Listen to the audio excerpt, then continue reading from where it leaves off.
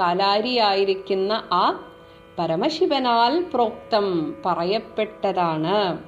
അത് തൻ്റെ പ്രിയപത്നിയായ പാർവതീദേവിക്ക് ഉപദേശിച്ചു കൊടുത്ത ഒരു മഹത്തായ ഗ്രന്ഥമാണ് ഈ അധ്യാത്മരാമായണം. ഇനി ഇത് അധ്യയനം ചെയ്തിടും മർത്യജന്മികൾക്കെല്ലാം. ഇപ്പൊ രാമായണം എന്താണ് ചെയ്യേണ്ടത്?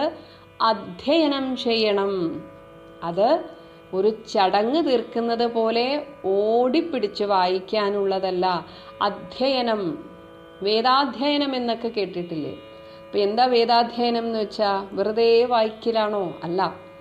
അതിൻ്റെ അർത്ഥമറിഞ്ഞ്, പദച്ഛേദമറിഞ്ഞ്, അതിൻ്റെ ആത്മാവറിഞ്ഞ്, അതിൻ്റെ ഓരോ ഭാഗങ്ങളിലേക്കും ആഴത്തിൽ അങ്ങോട്ട് ഇറങ്ങിച്ചെന്ന് മനനം ചെയ്ത് ഇങ്ങനെ അവനവൻ്റെ ജീവിതത്തിലേക്ക് അതിൻ്റെ ഓരോരോ തത്വങ്ങളെ അത്